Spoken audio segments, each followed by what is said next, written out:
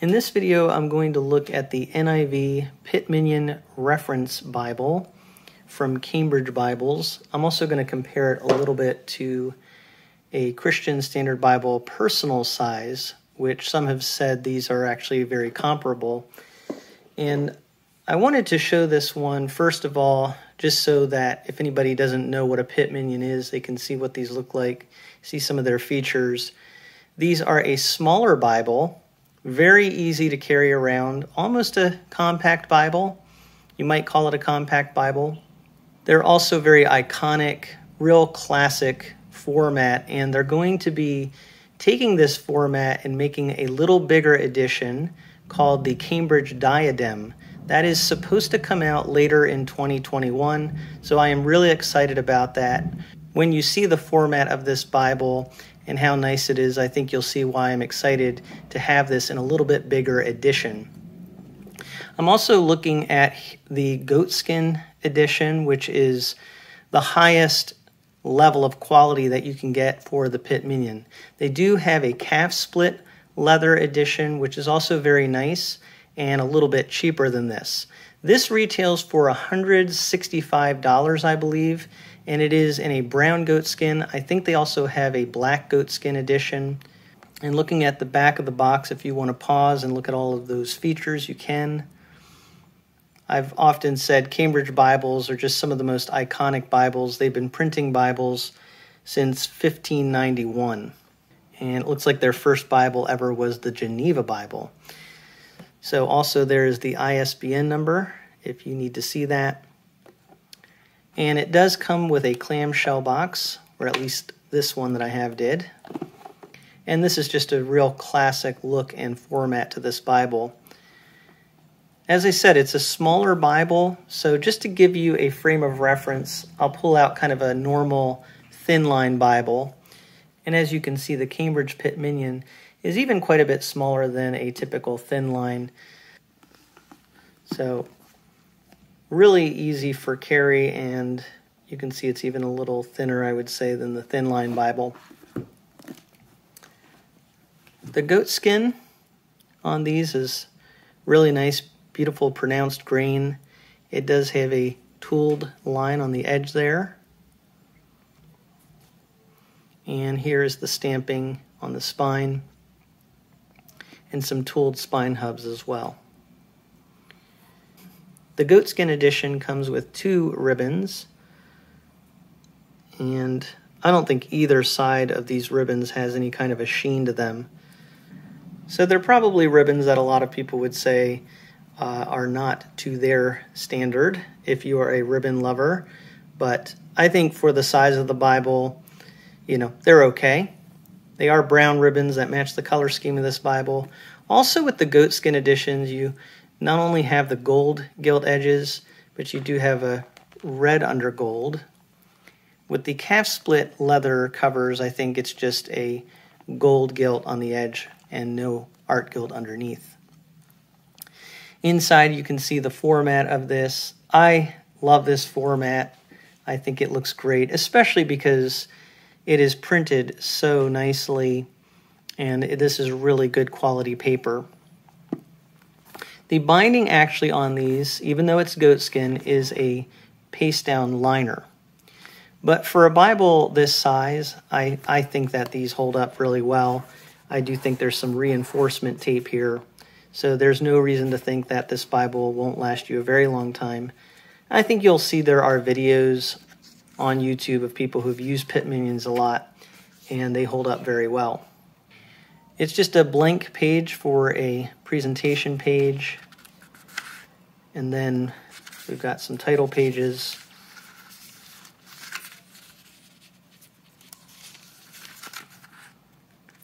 So, as I said, this is really nice, nicely printed. It is printed and bound in the Netherlands.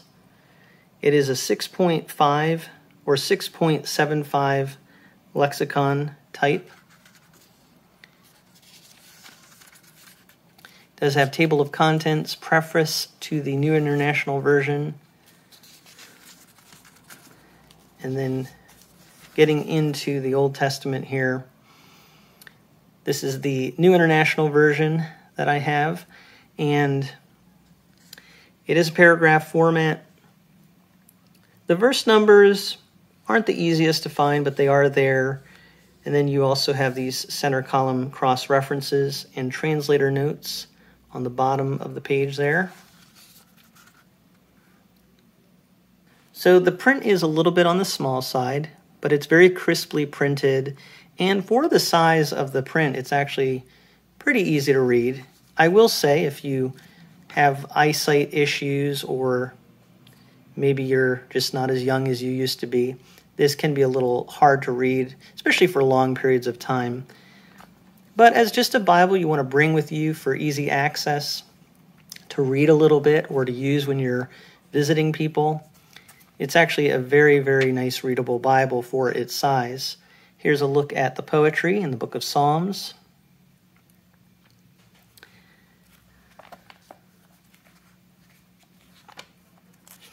And getting to the end of the Old Testament, we have the New Testament title page. And it's always interesting when you get into the New Testament to see if it has a red letter text. Some Bibles do, and this is a red letter text for the words of Christ. Now, red letter can be more hard to print consistently, and I do find that there is some noticeable differences in the darkness of the red letter print in this Bible. Some Cambridge Bibles, I will say, are very consistently printed in a dark red. This one's a little less consistent. I think this page shows you it's a little bit lighter here. This page also is a little bit lighter. So if you look at that compared to this page here, that's a nice darkly printed red there.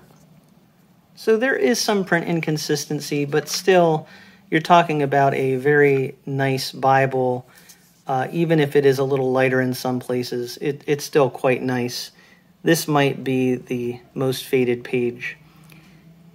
So for some people, that will be an issue. Again, not all Cambridge Bibles are like this, but this one happens to be printed with some less consistency there in the red letter. When you get to the end of the Bible, you have a table of weights and measures, a concordance, and then we have the Cambridge Bible Map section, which I think Cambridge probably has the nicest map section of any publisher out there, and you'll see why. Their map index is color-coded, beautifully done, and then the maps themselves are just, I mean, I'm not even a map person, but I think these maps are just unparalleled in their quality. And these are printed on a cardstock that is non-glossy, so that's about as much as anybody could ask for. So I said I was going to compare it to a CSB personal size. Now this is not a large print personal size. Some of the CSBs have a large print personal size, which are a larger Bible, but this is just a regular personal size Bible. As you can see here, doesn't say anything about large print. What it does say on the back is that it's a 7.5 type. So this isn't really a review of this Bible here. I just wanted to compare it to the Pitt Minion, because I think some people would call this like the poor man's Pitt Minion, and you can see why. It actually is a lot less expensive. This one retails, like I said, for $165. This one retails for $49.99. Now you can get a cheaper edition, the calf split leather, but you're still looking at probably $100 or so. This genuine leather edition, I'm sure you can get this for less than $50. So that is really a good price for what you're getting. It's still very nice looking. This one only has one ribbon as opposed to the two ribbons on this Bible. It's also a paste down liner. This one actually has perimeter stitching with two color stitching, red on the inside, black on the outside, whereas this one just has that tool line. I think you can see, though, that the grain on this goat skin is just really, really nice, and I would say is a better quality cover than the CSB that I'm looking at here. Still, you're looking here at a lot cheaper Bible. Here's a comparison of the spines. Both look really nice, actually. And honestly, that ribbon might even be a little bit nicer, at least nicer feeling, than the ones that you get in the Cambridge. I think that's actually a double-sided ribbon there. Also on the edge, you do not have any red under gold, but you do have nice gold gilding on this. With the Cambridge, you do have that red under gold. And this gives you comparison of the inside of these Bibles. The one on the left there, the CSB, is a 7.5 font. The Pitt Minion is a little bit smaller font, but you do have all those references in there. And when you're actually comparing the size of these Bibles, I would say the Pitt Minion, if you look closely, is a little bit wider. The CSB is a little narrower, but I mean, they are pretty close, especially in height and width. If we just put them on top of each other, yeah, you can see that the Pitt Minion is a little bit wider. When you open them up, you can see there the wideness of the Pitt Minion. Another difference between these two, obviously, is just in terms of material quality. And the paper is always going to be some of the biggest expense of a Bible. And the CSB is line matched and very nicely printed. It's actually pretty dark print, pretty bold. But again, that Pitt Minion font is very nice. I think it's very readable for its size. And certainly the paper in the Pitt Minion is of the highest quality. That's something you really can't get the full effect on camera, but you might be able to tell that the Pitt Minion paper has a little bit creamier of a tone, whereas the CSB is just a very white type of a paper. Comparing the red letter of these two Bibles, I would say that on this page here, the red letter of the CSB is actually a little bit darker or a little starker red, especially than this page on the right. The Pitt Minion is a little bit more faded than the red in the CSB. But again, I would say there are times when the Pitt Minion is actually maybe a little bit darker printed than the CSB. So I really, when it is dark, I like the shade of this red in the Pitt Minion better than the CSB. However, at least in these editions, the CSB actually, I would say, is probably a little bit more consistent. And I think this one was just printed really darkly and consistently darkly, not only in the red, but also in the black. So I have to say, for the price of this Bible, you are really getting something good for your money. However, the materials of this Bible are not on the level of the Pitt Minion. The back of the CSB just has a little where to turn section, no extensive concordance. It does have a table of weight and measures.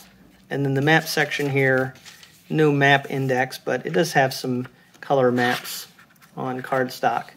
Again, not as nice quality as what you're getting in the Cambridge in the map section and with that concordance.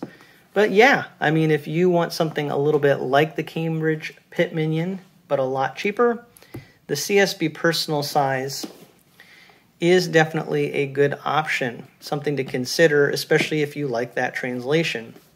The Pitt Minion does come in different translations, which is a real advantage.